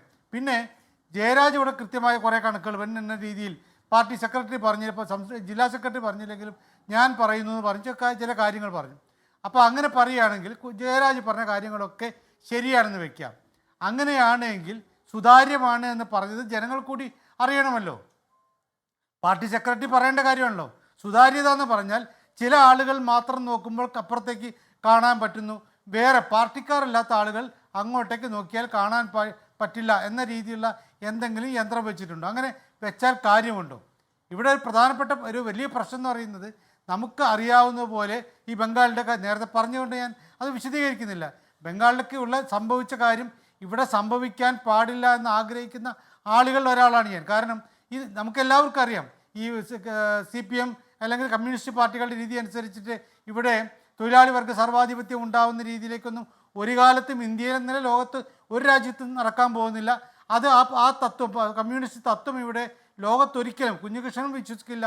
അങ്ങനെ തൊഴിലാളി വർഗ്ഗ സർവാധിപത്യത്തിലേക്ക് ഉള്ള അടിവെച്ചുള്ള നീക്കമാണ് ഇപ്പോൾ നടക്കുന്നത്. എന്തായാലും പക്ഷേ അല്ലെങ്കിൽ പോലും CPM പോലെയുള്ള ഒരു പാർട്ടി, അതായത് ഇപ്പോഴത്തെ ജനാധിപത്യ പ്രത്യേകിച്ച് മതേതര കാര്യങ്ങളിൽ കുറച്ചുകൂടി ശക്തമായിട്ടുള്ള നിലപാട് എടുക്കാൻ, വർഗീയത വല്ലാതെ ശക്തമാകുമ്പോൾ ഇങ്ങനെയൊരു പാർട്ടി വർഗീയതയ്ക്കെതിരെ അല്ലെങ്കിൽ മതേതരത്വത്തിന് എതിരെ നിൽക്കുന്നവർക്ക് എതിരെയൊക്കെ പ്രവർത്തിക്കാൻ ഒരു പാർട്ടി ഉണ്ടാവണം. അത് ഉപ്പ് വെച്ച കലം പോലെ ഇല്ലാതായി പോകരുതെന്ന് ആഗ്രഹിക്കുന്ന ആളുകളിൽ ഒരാളാണ് ഞാൻ. പക്ഷേ ഇങ്ങനെ പോയാൽ നിങ്ങൾ അറിയേണ്ട, ഇന്നലത്തെ രാകേഷിൻ്റെ ആ പ്രതികരണം എന്ന് പറയുന്നത് ഒരിക്കൽ പോലും ഒരു കമ്മ്യൂണിസ്റ്റ് പറയാൻ പറ്റുന്നതാണെന്ന് ഞാൻ വിചാരിക്കുന്നില്ല. കാരണം ഞങ്ങൾ പാർട്ടി ഫോറത്തിൽ പറയും. പാർട്ടി ഫോറം മാത്രമല്ല, പാർട്ടി ഫോറത്തിൽപ്പെട്ട ആളുകൾ മാത്രമല്ല ഒരു പ്രസ്ഥാനത്തെ അധികാരത്തിൽ കൊണ്ടുവരുന്നത്. ഇപ്പോൾ നമുക്കറിയാം കമ്മ്യൂണിസ്റ്റ് CPMന് എത്ര പേരുടെ മെമ്പർഷിപ്പുണ്ട്. ആ മെമ്പർഷിപ്പ് വെച്ചുകൊണ്ട് നോക്കിയാൽ, അല്ല അനുഭാവികളെ കൂട്ടിയാൽ ഇവിടെ കേരളത്തിന് ഇത്രയും ഭൂരിപക്ഷം കിട്ടുന്നൊരവസ്ഥ ഉണ്ടാകുമോ? ഇപ്പോഴുള്ള 99 കിട്ടുന്ന ഒരവസ്ഥയിലേക്ക് വന്നുള്ളത് അതല്ലാത്ത ആളുകൾ, പാർട്ടിയോടുന്ന അനുഭാവമില്ലാത്ത, അതേ സമയത്ത് നിഷ്പക്ഷരായി നിൽക്കുന്ന ഏതാണ്ട് 5-8% വരുന്ന ആളുകളുണ്ട്. അവരുടെയൊക്കെ വോട്ട് കിട്ടുന്നതുകൊണ്ടാണ് നിൽക്കുന്നത്. അപ്പോൾ സ്വാഭാവികമായിട്ടും പാർട്ടിക്കകത്തല്ലാതെ, ഇനി പാർട്ടി മാത്രമല്ല, ഈ വോട്ട് ചെയ്ത് ജയിപ്പിക്കുന്നതിൽ മുന്നണിയിൽപ്പെട്ട മറ്റ് പാർട്ടിയിലെ പ്രവർത്തകരൊക്കെ ഉണ്ടല്ലോ, അവർ സംശയിക്കാൻ സാധ്യതയില്ലേ? കുഞ്ഞികൃഷ്ണൻ ഇതാ കൃത്യം കണക്ക് പറയുന്നു. കുഞ്ഞികൃഷ്ണൻ പറയുന്നു നമ്മളൊന്നും വിശ്വസിക്കേണ്ട, കളവാണ് പറയുന്നത് വയ്ക്കാം. അത് കളവാണ് എന്ന് ജനങ്ങളെ ബോധ്യപ്പെടുത്താനുള്ള ബാധ്യത, അതാണ് സുതാര്യത. അതല്ലാതെ ഞങ്ങൾ നോക്കും, ഞങ്ങൾ പാർട്ടി ഫോറത്തിനകത്ത് മാത്രം സുതാര്യത, മറ്റുള്ള ആളുകൾ ഒന്നും നോക്കേണ്ട, നിങ്ങളോട് പറയാൻ ബാധ്യതയില്ല എന്ന് പറയുമ്പോൾ അത് വിശ്വസിക്കാൻ പറ്റില്ല. മാത്രമല്ല, ഇനി ഇതൊക്കെ പോയാലും 2022 ഈ അന്വേഷണ കമ്മീഷൻ റിപ്പോർട്ടുണ്ടല്ലോ, അതിപ്പോൾ പുറത്തു വന്നിട്ടുണ്ടല്ലോ, മാധ്യമങ്ങളിലൂടെ പുറത്തു വന്നിട്ടുണ്ട്. ഈ കുഞ്ഞികൃഷ്ണൻ പറയുന്ന പല കാര്യങ്ങളും ശരിയാണെന്ന് വ്യക്തമാക്കുന്ന കാര്യങ്ങളാണ്. കടല സതീഷിന്റെ കാര്യമൊക്കെ അതിൽ പറയുന്നുണ്ട്. കടല സതീഷിന് ജാഗ്രത കാണിക്കണം എന്നൊക്കെ പറയുന്നുണ്ട്. അതൊക്കെ പോട്ടെ, ഞാൻ അങ്ങനെയൊക്കെ എത്താം. ശ്രീ ഹരിദാസ്, ഇവിടെ ശ്രീ വി കുഞ്ഞികൃഷ്ണനെ എന്തൊക്കെ പറഞ്ഞാലും അദ്ദേഹത്തിന്റെ പാർട്ടി പാരമ്പര്യം, അല്ലെങ്കിൽ അദ്ദേഹം റിട്ടയർ ആയിട്ട് വന്നു, എന്തോ സ്റ്റോക്കൊക്കെ ഷെയർ മാർക്കറ്റിൽ പൈസ ഉണ്ടാക്കി, റിയൽ എസ്റ്റേറ്റ്, എന്തൊക്കെ പച്ചക്കള്ളം പറഞ്ഞാലും ചോദ്യത്തിന് മറുപടി ഇല്ല പറ്റുമോ? ശ്രീ ഹരിദാസ്, ഇവിടെ ശ്രീ കുഞ്ഞികൃഷ്ണൻ ആരോപിക്കുന്ന പ്രധാന ആരോപണങ്ങളിൽ ഒന്ന് വ്യാജ രസീത് അടിച്ച് പണം പിരിച്ച് മുക്കിയെന്നാണ്. ആരോപണത്തെ പറ്റി ഇന്നലെ കെ രാജേഷ് ചോദ്യം ഉണ്ടായി. അദ്ദേഹം പറയുന്നതാണ്, ഈ പറഞ്ഞ രസീത് അടിച്ചപ്പോൾ അക്ഷരപ്പിശകുണ്ടായി. ആ പിശകുണ്ടായതും അല്ലാത്തതുമായ രസീത് കുറ്റികൾ ഓഫീസിൽ സൂക്ഷിച്ചു. പിശക് പറ്റിയത് ആർക്കോ കൊടുത്തു, അവർ കൊണ്ട് പിരിച്ചു. അതിലൊരെണ്ണം MLA കയ്യിലുണ്ടായിരുന്നു, പിന്നെ MLA തിരിച്ചു തന്നു. 20 രസീത് 23 ലക്ഷമൊക്കെ പിരിക്കുന്ന ഉടായ്പനെയാണ് അങ്ങനെ വിശദീകരിക്കുന്നത്. ഏത് പാർട്ടി ഓഫീസിൽ തട്ടിപ്പോ അല്ലാത്തവരുടെ ഇങ്ങനെ അടുക്കി വെച്ചു, അത് അറിയാതെ എടുത്തു കൊടുത്തു നോക്കി. അത് കേൾക്കുന്നവർ അത് കേട്ട് ചിരിക്കാതെ അതുപോലെ വിശ്വസിക്കുമെന്നാണോ പാവം കെ രാഗേഷിന്റെ മൗഢ്യം? ശ്രീ ഹരിദാസ്, പാർട്ടി നേതാക്കൾ ചെയ്യുന്ന എല്ലാവിധ അരുതായ്മകളും കണ്ടിട്ട് അതിനെ പിന്താങ്ങിക്കൊണ്ട് നിങ്ങൾക്ക് വേണമെങ്കിൽ പാർട്ടിയിൽ നിൽക്കാം, അല്ലാത്തവർക്ക് പാർട്ടിയിൽ നിന്നും പോകാമെന്നാണ് ഈ കുഞ്ഞികൃഷ്ണൻ്റെ വിഷയവുമായി ബന്ധപ്പെട്ട് രാകേഷ് ഇന്നലെ പറഞ്ഞതിൻ്റെ നമുക്ക് മനസ്സിലാവുന്നൊരു വിഷയമാണ്. കാരണം അതിൽ അദ്ദേഹം ഇന്ന് ഞാൻ കുറച്ച് തിരക്കായിരുന്നു, അതുകൊണ്ട് എനിക്ക് കൃത്യമായിട്ട് മാതൃഭൂമി ന്യൂസിൻ്റെ ഒരു ക്ലിപ്പ് കണ്ടു. 6 റെസീറ്റ് ബുക്കുകൾ കാണാതായിട്ടുണ്ട് എന്ന് രാകേഷ് സമ്മതിച്ചതായിട്ട്. എനിക്കറിയില്ല, ഞാൻ ആ ഒരു ചാനലിൻ്റെ ഒരു ക്ലിപ്പിലാണ് കണ്ടത്. 6 റെസീറ്റ് ബുക്കുകൾ കാണാതായി എന്ന് പറയുന്ന രാകേഷ് കാണാനില്ല എന്ന് പറഞ്ഞു. അപ്പോൾ അത് തന്നെയല്ലേ കുഞ്ഞികൃഷ്ണനും പറയുന്നത്? 6 റെസീറ്റ് ബുക്കുകൾ കാണാതായി എന്നുള്ള കാര്യത്തിൽ കുഞ്ഞികൃഷ്ണൻ്റെ അഭിപ്രായ വ്യത്യാസമുണ്ട്. ഈ 6 റെസീറ്റ് ബുക്കുകളിൽ കോടിക്കണക്കിന് രൂപ പിരിക്കാം, ലക്ഷങ്ങളും പിരിക്കാം. ഒന്നും പിരിക്കാതെ തന്നെ ഈ റെസീറ്റ് ബുക്കുകൾ നശിപ്പിച്ച് കളയാം. അപ്പോൾ അത് ചെയ്തവരായിട്ട്, നശിപ്പിച്ച് കളഞ്ഞവരായിട്ട് കുഞ്ഞികൃഷ്ണൻ ഇവരെ കാണുന്നില്ല. പിന്നെ ജയരാജ്, താങ്കൾ ഒരു കാര്യം മനസ്സിലാക്കുക, ഈ കുഞ്ഞികൃഷ്ണൻ എന്ന് പറയുന്ന വ്യക്തിയെ താറടിച്ച് കാണിച്ചത് കൊണ്ടോ പാർട്ടിയുടെ ഈറ്റില്ലമായ കണ്ണൂരിലെ നേതാക്കൾക്ക് തെറ്റുപറ്റിയതാണ് ഇദ്ദേഹത്തെ ജില്ലാ കമ്മിറ്റിയിലേക്ക് എടുത്തത് എന്നൊക്കെ പറഞ്ഞതുകൊണ്ടോ ഈ വിഷയത്തിനൊരു പരിഹാരമാവുമോ? പക്ഷേ അതിൻ്റെ ഇടയിൽ കയറിയിട്ട് ഞാൻ പറയട്ടെ, തീർച്ചയായിട്ടും കോൺഗ്രസും BJPയും നടത്തിയ പ്രകടനവും ഇന്ന് അടിയന്തര പ്രമേയത്തിൻ്റെ നോട്ടീസും അങ്ങേറ്റം ബാലിശമായി പോയി, ഒരു സംശയവുമില്ല. കാരണം ഇതിൽ കോൺഗ്രസിനും BJPക്കും എന്ത് പ്രശ്നമാണത്?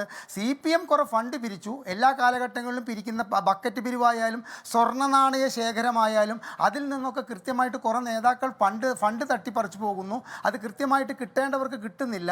ഇത്തരം രക്തസാക്ഷികളുടെ പേര് പറഞ്ഞ് പിരിക്കുന്ന ഫണ്ടിൻ്റെ പകുതി പോലും അവർക്ക് ലഭിക്കുന്നില്ല എന്നുള്ള ആരോപണമൊക്കെ പാർട്ടിയിൽ നിന്നുകൊണ്ട് കുഞ്ഞികൃഷ്ണൻ പറഞ്ഞു.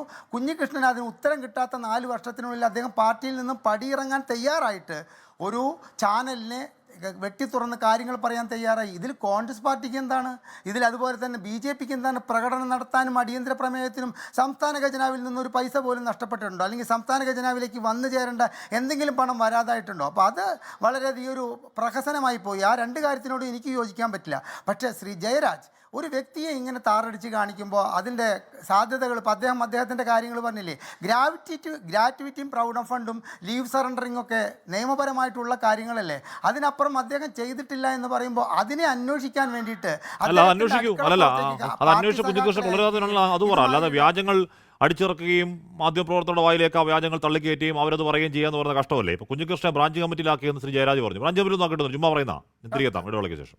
ശ്രീ കുഞ്ഞികൃഷ്ണൻ, ഞാൻ തുടക്കത്തിൽ പറഞ്ഞ വൈശാഖ് കണക്കെടുത്ത് നോക്കുമായിരുന്നു. കണ്ണൂർ പയ്യന്നൂർ മുനിസിപ്പാലിറ്റിയിലെ കാരാ വാർഡിൽ CPMൽ നിന്ന് പുറത്തു വന്ന് വിമതനായി മത്സരിച്ച വൈശാഖ് ജയിക്കുന്ന 708 വോട്ടുകൾക്കാണ്.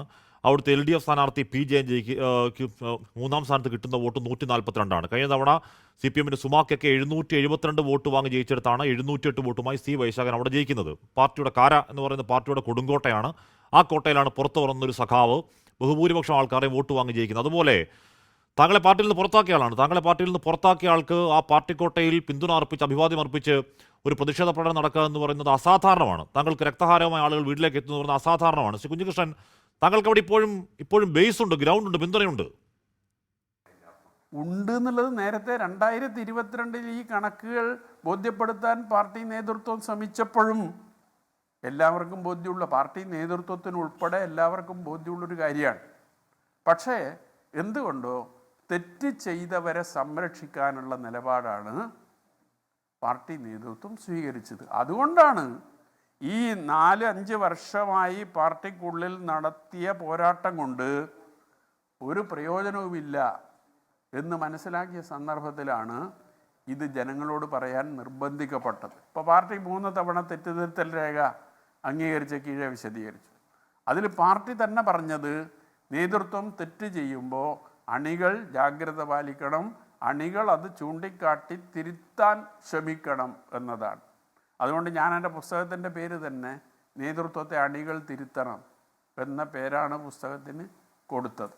ഇന്നലെ കെ രാഗേഷ് പറഞ്ഞു താങ്കൾക്ക് ഈ മധുസൂദനോട് വലിയ ദേഷ്യമുണ്ട്, വലിയ പകയുണ്ട്, പല കാരണങ്ങൾ അതിനുണ്ട്. അപ്പോൾ ആ പകയിലാണ് താങ്കൾ തെരഞ്ഞെടുപ്പിന് മുമ്പ് ഒരുപക്ഷെ മധുസൂദനൻ വീണ്ടും മത്സരിക്കാൻ പോകുന്നു എന്ന ഒരു തോന്നലിൽ താങ്കൾ വന്ന് പറയുന്നത് എന്നൊരു ആരോപണം. അതിന് മറുപടി എന്താണ് ശ്രീ കുഞ്ഞികൃഷ്ണൻ? താങ്കൾ മധുസൂദനോട് പകയുണ്ടോ? അതെ, ആ പകക്ക് കാരണമാണ് ഈ ചാനൽ ചർച്ചയിൽ പങ്കെടുത്തത്. അയാളോട് ഗ്രാറ്റുവിറ്റി, വർദ്ധിപ്പിച്ച ഗ്രാറ്റുവിറ്റി എനിക്ക് കിട്ടണം എന്ന് പറഞ്ഞു. അത് തരാൻ പറ്റില്ല എന്ന് അയാൾ പറഞ്ഞു. അതുകൊണ്ടാണ് പക എന്നാണ് ഈ ചാനൽ ചർച്ചയിൽ ദേശാഭിമാനിയുടെ മുൻ മാധ്യമപ്രവർത്തകൻ പറഞ്ഞ കാര്യം. അങ്ങനെയൊന്നും ഉണ്ടായിട്ടില്ല എന്ന് ഞാൻ വിശദീകരിച്ചാൽ പിന്നെ അതിന് പ്രസക്തിയില്ലല്ലോ, അത് കളവാണല്ലോ. എന്ന് മാത്രമല്ല, ഈ 2022 ഫണ്ട് വിവാദം ഉയർന്നു വന്നപ്പോൾ പയ്യന്നൂർ നെറ്റ്വർക്ക് ചാനലിന് അയാളൊരു അഭിമുഖം നൽകി, MLA.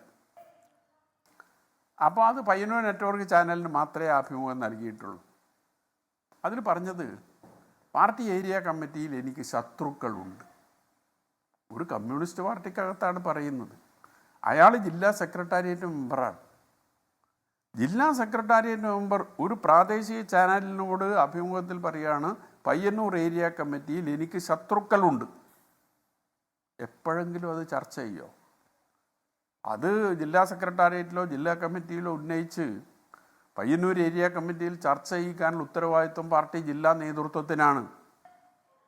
ഇന്നേ വരെ ഒരിക്കൽ പോലും ഇങ്ങനെ ഒരു വിഷയം പാർട്ടി ഏരിയ കമ്മിറ്റിയിൽ ഉന്നയിക്കാനോ, ആരെല്ലാമാണ് ശത്രുക്കൾ, എന്താണ് ആ ശത്രുതയ്ക്ക് കാരണം, ഇനി അതുണ്ട് എങ്കിൽ എങ്ങനെ അതിന് പരിഹാരം കാണാം, ഈ കാര്യങ്ങൾ ഇന്നേ വരെ പാർട്ടി ഏരിയ കമ്മിറ്റിയിൽ ചർച്ചയ്ക്ക് വിധേയമാക്കിയിട്ടില്ല. അല്ല ശ്രീ കുഞ്ഞികൃഷ്ണൻ, താങ്കൾ അപ്പോൾ ഒരു വിഷയം, ന്യായമായ ഒരു കാര്യം ഉന്നയിക്കുമ്പോൾ അത് ജനങ്ങൾ വിശ്വസിക്കുന്നു എന്ന് വരുമ്പോൾ ഇങ്ങനെ തെറ്റായ ആരോപണങ്ങൾ ഉന്നയിച്ച് ജനങ്ങളെ കബളിപ്പിക്കാനുള്ള, തെറ്റിദ്ധരിപ്പിക്കാനുള്ള ശ്രമങ്ങളാണ് നടത്തിക്കൊണ്ടിരിക്കുന്നത്. അല്ല ശ്രീ കുഞ്ഞികൃഷ്ണൻ, താങ്കൾ നീർക്കുന്നവർ MLA-ക്കെതിരെ ആരോപണം ഉന്നയിക്കുകയാണ്. ഈ ആരോപണം മാത്രമല്ല, ഈ പറയുന്ന വ്യാജ രസീത് കുറ്റിയുടെ ആരോപണം, അത് വെച്ച് പിരിച്ച ആരോപണം, രക്തസാക്ഷി ഫണ്ടിൽ അക്കൗണ്ടിലേക്ക് പോയ നീർക്കുന്നവർ MLA-യോട് ഇപ്പോൾ താങ്കൾ കെ രാഗേഷിനെതിരെ ആരോപണം ഉന്നയിക്കുന്നില്ല. താങ്കൾ MV ജയരാജനെതിരെയോ P ജയരാജനെതിരെയോ ഒന്നും ആരോപണം ഉന്നയിച്ചില്ല. കോടിയേരിക്ക് അടക്കം കാര്യങ്ങൾ അറിയാമായിരുന്നു എന്ന് മാത്രമേ പറഞ്ഞുള്ളൂ. അല്ലാതെ നീർക്കുന്നവർ ആരോപണം ഉന്നയിക്കുന്നത് ഈ പറയുന്ന MLA-ക്കെതിരെയാണ്, അല്ലെങ്കിൽ ആ ഏരിയ സെക്രട്ടറിമാർക്കെതിരെയാണ്. MLA മറുപടി പറയേണ്ടതാണ്. ഇപ്പോൾ താങ്കൾ ആരോപണം ഉന്നയിച്ച ശേഷം കമാന്ന് ഈ മധുസൂദൻ MLA വാതുറക്കാത്തത് എന്താണ് ശ്രീ കുഞ്ഞികൃഷ്ണൻ? അദ്ദേഹം അവിടെ മാത്രമല്ല വാതുറക്കാതിരുന്നത്. ഈ കണക്കുകളെല്ലാം ഏരിയ കമ്മിറ്റിയിൽ നിരവധി തവണ ചർച്ച ചെയ്തു. ആ കമ്മിറ്റി യോഗങ്ങളിലെല്ലാം അയാൾ പങ്കെടുക്കുന്നുണ്ട്.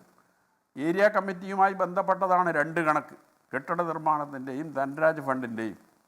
ഒരക്ഷരം ഏരിയ കമ്മിറ്റിയിൽ ഇന്നേ വരെ പറഞ്ഞിട്ടില്ല, ഒരക്ഷരം. എന്താണ് ഇതിൻ്റെ കാര്യങ്ങളെന്ന് അയാൾ ചിലപ്പോൾ ജില്ലാ സെക്രട്ടേറിയറ്റിൽ പറയുന്നുണ്ടാവും. എന്താ പറയുന്നത് നമ്മളറിയില്ല. യഥാർത്ഥത്തിൽ ഇവിടെയാണ് പറയേണ്ടത്. പയ്യന്നൂർ ഏരിയയുമായി ബന്ധപ്പെടുന്ന വിഷയമാണ്. പയ്യന്നൂർ ഏരിയ കമ്മിറ്റിയിലെ മെമ്പർമാരെയാണ്, കീഴെയുള്ള മെമ്പർമാരെയാണ് ഈ കാര്യങ്ങൾ ബോധ്യപ്പെടുത്തേണ്ടത്. പയ്യന്നൂർ ഏരിയ കമ്മിറ്റിയിൽ ഇന്നേ വരെ ഈ വിഷയവുമായി ബന്ധപ്പെട്ടുകൊണ്ട് അയാൾ വാദമിട്ടില്ല. കമാന്ന് മിണ്ടണം. MLA മാത്രമല്ല, കെ രാഗേഷ് അടക്കം ഈ കണക്കിനെ കുറിച്ച് കമാന്ന് മിണ്ടിയേ പറ്റൂ. ശ്രീ ജയരാജ്, ഇവിടെ താങ്കൾ നേരത്തെ പറഞ്ഞതുപോലെ ഈ കുഞ്ഞികൃഷ്ണൻ ഏരിയ കമ്മിറ്റിയിൽ നിന്ന് ഒഴിവാക്കിയിട്ടില്ല, ബ്രാഞ്ചിലേക്ക് തരം താഴ്ത്തിയിട്ടില്ല, ഏരിയ സെക്രട്ടറി സ്ഥാനത്ത് നിന്ന് മാറ്റി നിർത്താണ് ചെയ്തത്. ആ മാറ്റി നിർത്തിയ തീരുമാനത്തെ 17 ഏരിയ കമ്മിറ്റി അംഗങ്ങൾ അന്ന് എതിർക്കുകയും ചെയ്തതാണ്. ശ്രീ ജയരാജ്, അതുകൊണ്ട് കാര്യങ്ങൾ മുഴുവൻ അറിയാതെ പറയരുത്. അതുകൊണ്ടായിരിക്കും അദ്ദേഹത്തെ ജില്ലാ കമ്മിറ്റിയിൽ എടുത്തു വെച്ചത്. പക്ഷേ ഇതിനകത്തുള്ള ഒരു അടിസ്ഥാനപരമായിട്ട് ഒരു കമ്മ്യൂണിസ്റ്റിന് വേണ്ടുന്ന ഒരു പാർട്ടി മെമ്പർക്ക് വേണ്ടുന്ന ക്വാളിറ്റീസ് എന്തൊക്കെയാണ്? പാർട്ടി വേദികളിൽ അത് ചർച്ച ചെയ്യുക, വിമർശനം ഉണ്ടാകുക, സ്വയം വിമർശനം ഉണ്ടാകുക. ഇതിനകത്ത് ഒരുമാതിരി വൈരനൈരാധന ബുദ്ധിയോട് കൂടി പെരുമാറുന്നതാണ്. ഇപ്പോൾ KP മാധുവിന് അച്ചടക്ക നടപടി എടുത്തപ്പോഴാണല്ലോ ഇദ്ദേഹം പാർട്ടി ഏരിയ സെക്രട്ടറി ആവുന്നത്. സാധാരണഗതിയിൽ ഒരു ലോക്കൽ കമ്മിറ്റിയിലേക്ക് വരുന്നതിനൊക്കെ എന്തും വേണ്ടി സ്ക്രീനിങ് ആണ് ഈ പാർട്ടി ചെയ്യുന്നത്. ആദ്യമേ ഈവൻ പോട്ടെ, ഒരു പാർട്ടി മെമ്പർ ആവുന്നതിന് ആദ്യമേ കാൻഡിഡേറ്റ് മെമ്പർഷിപ്പ്, അതിൻ്റെ പ്രവർത്തനങ്ങൾ നോക്കി അതിനുശേഷമാണ് പെർമനൻറ്റ് മെമ്പർഷിപ്പിലോട്ടൊക്കെ പോകുന്നത്. അത്രയ്ക്ക് വളരെ കർശനമായിട്ടുള്ള നടപടികളിലൂടെയൊക്കെയാണ് ഞാനൊക്കെ പാർട്ടി മെമ്പർഷിപ്പ് വന്നിട്ടുള്ളത്. നേരത്തെ ഇതിൻ്റെ കൂട്ടത്തിൽ ഒരു കാര്യം കൂടെ പറഞ്ഞുതരാം. നേരത്തെ ജിൻഡോ ജോൺ ചോദിച്ചതെന്നൊക്കെ ഞാൻ എത്ര സമരത്തിൽ പങ്കെടുത്തിട്ടുണ്ട്. സമരത്തിൽ പങ്കെടുത്തത് കണക്കൊക്കെ കൊല്ലത്ത് പോയി അന്വേഷിച്ച് കഴിഞ്ഞാൽ അദ്ദേഹത്തിന് വ്യക്തമായി മനസ്സിലാവും എത്ര കേസുകൾ എൻ്റെ പേരിലുണ്ടായിരുന്നു എന്നൊക്കെ. അതൊന്നും ഞാനിവിടെ ക്ലെയിം ചെയ്യുന്നില്ല, പരസ്യമായിട്ട് പറയാൻ ആഗ്രഹിക്കുന്നില്ല. എന്നാലും നമ്മൾക്കൊരു കാര്യം പറയാൻ പറ്റും. ഇപ്പോൾ ഒരു മുട്ട ചീത്തയാണെങ്കിൽ ആ മുട്ട ചീത്തയാണെന്ന് എനിക്ക് ചൂണ്ടിക്കാണിക്കാൻ പറ്റും. എന്നാൽ അതുപോലെ ഒരു മുട്ടയിട്ട് കാണിക്ക് എന്ന് ചോദിച്ചാൽ ഞാൻ കോഴിയല്ല മുട്ടയിടാൻ. അത് ചിലപ്പോൾ യൂത്ത് കോൺഗ്രസിൻ്റെ പഴയ പ്രസിഡന്റിനെ വിളിക്കേണ്ടി വരും മുട്ടയിടാനായിട്ട്. അപ്പോൾ അങ്ങനെ ഒരു കാര്യം ഇതിനകത്തുണ്ടേ. അതുകൊണ്ട് അങ്ങനെയുള്ള ന്യായവാദങ്ങളൊന്നും നിരത്തുന്നത് നിരർത്ഥകമാണ്. ഷിൻഡോ, ഞാൻ പറഞ്ഞ 2 പ്രധാനപ്പെട്ട CM സ്റ്റീഫൻ സ്മാരക ഫണ്ടും കരുണാകരൻ സ്മാരക ഫണ്ടിനെ കുറിച്ച് സമർത്ഥമായ അദ്ദേഹം രക്തസാക്ഷി ഫണ്ട് അടിച്ചു മാറ്റി മറ്റേതെങ്കിലും ഫണ്ടിന്റെ കാര്യം പറഞ്ഞ കഥയുണ്ടോ? ഇതൊക്കെ ഇത് ഈ പറയുന്ന പോലെ ആരോപണങ്ങളുടെ കണക്ക് പുറത്ത് വിട്ടിട്ട് ബാക്കി എന്താരോപണം പറ, കല്ലെറിയട്ടെ എന്നുള്ളതാണ്. ബാക്കി എന്താരോപണം പറ. ഇത് പാർട്ടിക്ക് വേണ്ടി ചുടുരക്തം എന്ന് പറഞ്ഞാൽ ഈ ധനരാജ് എന്ന് പറയുന്ന ആൾ വെട്ടിക്കൊലപ്പെടുന്നത് പാർട്ടിയുടെ കൊടുങ്കോട്ടയിൽ, പാർട്ടിയുടെ നെറുകന്തലയിൽ അദ്ദേഹത്തിന്റെ വീട്ടിൽ കയറി ഈ പറയുന്ന RSSകാർ കോടാലി കൊണ്ട് വെട്ടിക്കൊലപ്പെടുത്തിയതാണ്. പാർട്ടിയുടെ നെറുകന്തലയിലേക്ക് ഈ പറയുന്ന RSSകാർ ആരും അറിയാതെ വന്നു കയറി വെട്ടിക്കൊലപ്പെടുത്തി എന്ന വേദന ധനരാജിന്റെ സഹാക്കൾക്ക് അവിടെ ഉണ്ട്. അത് വേറെ കാര്യം. അദ്ദേഹത്തിന്റെ പേരിൽ പിരിച്ച പൈസ അടിച്ചു മാറ്റി എന്ന ആരോപണത്തിന് അടിച്ചു മാറ്റിയിട്ടില്ല, ഇന്നതാണ് കണക്കുകൾ എന്ന് പറയാൻ ധൈര്യമില്ലാതെ നിങ്ങൾ എന്ത് കാര്യം ജയരാജ്? എന്ത് പറഞ്ഞിട്ട് എന്ത് കാര്യം? വെളുക്കുവോ? എങ്ങനെ വെളുപ്പിക്കാൻ നോക്കിയാലും വെളുക്കുവോ? എൻ്റെ ഒരു പരിമിതമായ അറിവ് വെച്ചിട്ട് ഞാൻ ആ പ്രദേശത്തെ പാർട്ടിക്കാരുമായിട്ട് ബന്ധപ്പെട്ടു. ആ പാർട്ടിക്കാരുമായിട്ട് ബന്ധപ്പെട്ട് ധനരാജ് രക്തസാക്ഷിത്വമായിട്ട് ബന്ധപ്പെട്ടിട്ട് മുഴുവൻ കാര്യങ്ങളും ഞാൻ അതിനെക്കുറിച്ച് അറിഞ്ഞപ്പോൾ അവർക്കാർക്കും ഇങ്ങനെ ഒരു ആരോപണം ഇല്ല. പിന്നെങ്ങനെയാണ് കുഞ്ഞികൃഷ്ണനെ പിന്തുണച്ച് അവിടെ പ്രകടനം ഉണ്ടാവുന്നത്? പിന്നെങ്ങനെയാണ് കാരയിൽ വൈശാഖൻ എന്ന് പറയുന്ന ഒരു വിവാദം ജയിക്കുന്നത്? എങ്ങനെയാണ് പാർട്ടിയുടെ കോട്ടയിൽ കാരയിൽ ഒരു വിവാദം ജയിക്കുക? എങ്ങനെ ജയിക്കുന്നത്? സംശയങ്ങൾ ഉള്ളതുകൊണ്ടാ. അത് ഒരു പ്രാദേശിക തെരഞ്ഞെടുപ്പിൽ അങ്ങനെയൊക്കെയുള്ള കാര്യങ്ങളൊക്കെ പാർട്ടി കോട്ടയാന്ന് ആളുകളുടെ വികാരത്തിന്റെ ഇല്ലല്ല കാരാന്ന് പറയുന്ന പാർട്ടി കോട്ടയാ. പാർട്ടി പറയുന്നതിന് എതിർസ്വരമില്ലാത്ത കോട്ടയാ. ആ കോട്ടയിൽ ഒരു വിമതൻ പുറത്തിറങ്ങി വന്ന് നിന്നു. ബഹുഭൂരിപക്ഷം ആളുകൾ അയാൾക്കൊപ്പം നിന്നു. എങ്ങനെയാ? അങ്ങനെ ഒരു അവിടെ സംശയം ഉള്ളതുകൊണ്ടാ ഈ പറഞ്ഞ കാര്യങ്ങളിലൊക്കെ. പറഞ്ഞതാണ് പോലെ പാർട്ടി കോട്ടയെന്ന് മോസ്കോ എന്നൊക്കെ പറയുന്ന പല സ്ഥലങ്ങളിലും മറ്റുള്ളവർ വിജയിച്ചിട്ടുള്ള സാഹചര്യങ്ങൾ ഉണ്ടായിട്ടുണ്ട്. അത് വൈകാരികമായിട്ട് ചില കാര്യങ്ങൾ ഇതിനകത്ത് തന്നെ ഈ കുഞ്ഞികൃഷ്ണനെതിരെ നടപടിയെടുത്തപ്പം കുറേ അണികൾ ഇതിൻ്റെ വഴിതെറ്റി ഇദ്ദേഹത്തിൻ്റെ കൂടെ പോകുന്നവരുണ്ടാവും. അവർ പ്രകടനം നടത്തി അവരെ തിരിച്ച് പാർട്ടിയിലേക്ക് കൊണ്ടുവരണമെന്ന് ഭാരിച്ച ഉത്തരവാദിത്തമാണ് പാർട്ടിക്കുള്ളത്. അങ്ങനെ ഒരു സ്ഥലമല്ല അത്, പാർട്ടിയുടെ ഒരു വലിയ കോട്ടയാണ്. ധാരണയുണ്ട്, ഞാനവിടെ പോയിട്ടുണ്ട്. അതുകൊണ്ടാണ് കുറച്ചാളുകൾ വഴിതെറ്റി ഈ കുഞ്ഞികൃഷ്ണൻ കൂടെ പോയി എന്ന് താങ്കൾ പറയുന്നത്. അങ്ങനെ പോകുന്ന സ്ഥലമല്ലെന്നേ, അങ്ങനെ വഴിതെറ്റുന്ന സ്ഥലമല്ല. പാർട്ടി പറഞ്ഞാൽ അത്രേ ഉള്ളൂ. അവിടെ പാർട്ടി ആജ്ഞ കൽപ്പന അതുപോലെ ശിരസാ വഹിക്കുന്ന അണികളുള്ള സ്ഥലമാണ്. ആ അണികൾ കുറച്ച് പേർ കുഞ്ഞികൃഷ്ണൻ കൂടെ പോയെങ്കിൽ, ആ അണികൾ വൈശാഖിന് വോട്ട് ചെയ്ത് അദ്ദേഹത്തെ ജയിപ്പിച്ചെങ്കിൽ പഴയ പോലെ അല്ല. അതുകൊണ്ടാണ് അത് മനസ്സിലാക്കണം. നിങ്ങൾ ഈ പറഞ്ഞതുപോലെ നിങ്ങൾ ഈ പറയുന്നതാണ് പോലെ പാർട്ടി ഗ്രാമങ്ങൾ എന്നൊക്കെ പറയുന്ന ഒരു പ്രതീതി സൃഷ്ടിക്കുകയാണ്. ഈ ഉറപ്പായിട്ടും കണ്ണൂർ തന്നെയാണ് പാർട്ടിയുടെ ഏറ്റവും ശക്തമായ സ്ഥലം എന്നുള്ള കാര്യത്തിൽ യാതൊരു സംശയം വേണ്ട. ഏറ്റവും കൂടുതൽ പാർട്ടിക്കെതിരെ ആക്രമണം നടത്തുന്നത്, ഏറ്റവും കൂടുതൽ കൊലപാതക പരമ്പരകൾ അരങ്ങേറിയിട്ടുള്ളതും കണ്ണൂർ തന്നെയാണ്. പാർട്ടിയുടെ മൂർധാവായ ഒരു സ്ഥലത്ത് ധനരാജനെ കയറി വെട്ടിക്കൊലപ്പെടുത്താൻ ഏതാനും RSSന്റെ സാധാരണ പ്രവർത്തകർക്ക് എങ്ങനെ കഴിഞ്ഞു എന്നതൊക്കെയുള്ള അന്വേഷണം ഇപ്പോഴും ആൾക്കാർക്കിടയിൽ വേദനയും സംശയമൊക്കെ ബാക്കിയുണ്ട്. ശ്രീ ജയരാജ്, എനിക്ക് ഇടവേള. സുജിന്റെ നേർക്കുനേർ ബന്ധമുള്ള അല്ലെങ്കിൽ കൂടിയും കോഴി ആരോപണത്തിന് ജയരാജ് മറുപടി ഉണ്ടോ? പിന്നെ എനിക്കതിന് മറുപടി പറയാതെ എങ്ങനെയാണ് പോകാൻ പറ്റുക ഹാഷ്മി? ജയരാജന് മുട്ടയിടാൻ പറ്റിയില്ലെങ്കിൽ പഴയ യൂത്ത് കോൺഗ്രസ് പ്രസിഡന്റിനെ വിളിച്ച് മുട്ടയിടിക്കും എന്ന് പറഞ്ഞത് അദ്ദേഹത്തിൻ്റെ ഇഷ്ടം പോലെ ചെയ്യാം. പക്ഷേ ആ ഉദാഹരണം ഇവിടെ ഈ ചർച്ചയിൽ എന്തിനു ഉപയോഗിച്ചു എന്ന് എനിക്ക് മനസ്സിലായില്ല. അത് ജയരാജൻ്റെ കഴിവും കഴിവുകേടും പോലെ ഇരിക്കും. ഏത് യൂത്ത് കോൺഗ്രസ് പ്രസിഡന്റിനെയാണ്, മുൻ യൂത്ത് കോൺഗ്രസ് പ്രസിഡന്റിനെയാണ് വിളിക്കേണ്ടതെന്നുള്ളതൊക്കെ അദ്ദേഹത്തിൻ്റെ ചോയ്സാണ്, അദ്ദേഹം വിളിച്ചോട്ടെ. പക്ഷേ ഇവിടെ മധുസൂദൻ എന്ന് പറഞ്ഞ ഒരു MLA ആണ് ഇതിൽ രക്തസാക്ഷി ഫണ്ട് തട്ടിയെടുത്ത കേസിൽ ആരോപണ വിധേയനായിട്ട് നിൽക്കുന്നത്. അങ്ങനെ ഒരു ആരോപണ വിധേയനായിട്ട് കേരളത്തിൻ്റെ നിയമസഭയിൽ ഒരു MLA നിൽക്കുമ്പോൾ ആ വിഷയത്തിൽ നമ്മൾ രാഷ്ട്രീയമായിട്ട് അഭിപ്രായം പറയും. കോൺഗ്രസ് പുറത്ത് സമരം ചെയ്യും, നിയമസഭയ്ക്കകത്ത് അഭിപ്രായം പറയും. സ്വാഭാവികമായിട്ട് അത് പറയണമല്ലോ. മറ്റേത് ഫണ്ടും പോലെയല്ല. പാർട്ടിയുടെ കോട്ട എന്ന് അവകാശപ്പെടുന്ന സ്ഥലത്ത് എങ്ങനെ ധനരാജ് കൊല്ലപ്പെട്ടു എന്നുള്ളത് രാഷ്ട്രീയ ചോദ്യം. പക്ഷേ ധനരാജിൻ്റെ പേരിൽ പിരിച്ച രക്തസാക്ഷി ഫണ്ട് MLA അടക്കമുള്ള ആളുകൾ പുട്ടടിച്ചു എന്നുള്ളത് ഒരു നൈതികമായ ചോദ്യമാണ്. ഈ ചോദ്യങ്ങൾക്കുള്ള ഉത്തരം പറയാതെ ഇവരെ കാലത്തിന് മുമ്പിൽ എങ്ങനെ ഇവർ മുന്നോട്ട് പോകാൻ പറ്റുക? അപ്പോൾ ഇവിടെ സ്വർണ്ണം കട്ട, അയ്യപ്പൻ്റെ സ്വർണ്ണം കട്ടയാൾ അകത്താണ്, എവിടെ? ജയിലിനകത്തും പാർട്ടിക്കകത്തും. പക്ഷേ ഈ രക്തസാക്ഷി ഫണ്ട് കട്ടെടുത്തത് ചോദ്യം ചെയ്ത കുഞ്ഞികൃഷ്ണൻ പുറത്താണ്, പാർട്ടിക്ക് പുറത്ത്. അപ്പോൾ ഇവരുടെ നൈതികതയുടെ വിഷയമൊക്കെ നമുക്ക് മനസ്സിലായില്ലേ? ഇവർ ആരോടാണ് നീതി പുലർത്തുന്നതെന്ന്? കള്ളന്മാരെയും കൊള്ളക്കാരെയും കൂട്ടിപ്പിടിച്ചുകൊണ്ടാണ് ഈ സർക്കാരും ഈ പാർട്ടിയും മുന്നോട്ട് പോകുന്നത്. ഈ പാർട്ടി പിണറായിയിൽ തുടങ്ങിയ പാർട്ടി പിണറായി വിജയനിൽ അവസാനിക്കുന്നതിൻ്റെ ലക്ഷണങ്ങളാണ് ഈ കണ്ടുകൊണ്ടിരിക്കുന്നത്. സമയം കഴിയാണ്. എന്തായാലും ഈ കാര്യങ്ങൾ ഈ പറഞ്ഞ എല്ലാ രാഷ്ട്രീയ ആരോപണങ്ങളും ഉന്നയിക്കാം CPM-ന്. ഈ പറയുന്ന കുഞ്ഞികൃഷ്ണൻ്റെ കൊളരാത്തവനാക്കാം, അദ്ദേഹത്തിന് പാർട്ടി പാരമ്പര്യം ഇല്ലാത്ത ആളാക്കാം, ഈ പറയുന്ന സകല വ്യാജങ്ങളും പറയാം. പക്ഷെ അതിനൊക്കെ മുമ്പ് ഏറ്റവും ചുരുങ്ങിയ പക്ഷം രക്തസാക്ഷി ഫണ്ട് പിരിച്ച പണം എത്രയാണ് പിരിച്ചത്, എത്ര ചെലവായി, എത്ര ബാക്കി കയ്യിലുണ്ട്, ആരും അടിച്ചു മാറ്റിയിട്ടില്ല എന്ന് കേരളത്തെ ബോധിപ്പിക്കാനുള്ള ധാർമ്മിക ബാധ്യത ആ പാർട്ടിക്കുണ്ട്. അവർ ഇത് ചെയ്യുമെന്ന് പ്രതീക്ഷിക്കാം. എൻകൗണ്ടർ പൂർണ്ണമാകുന്നു. ചർച്ചയിൽ പങ്കെടുത്ത എല്ലാവർക്കും നന്ദി. പ്രിയ പ്രേക്ഷകർക്ക് ശുഭരാത്രി.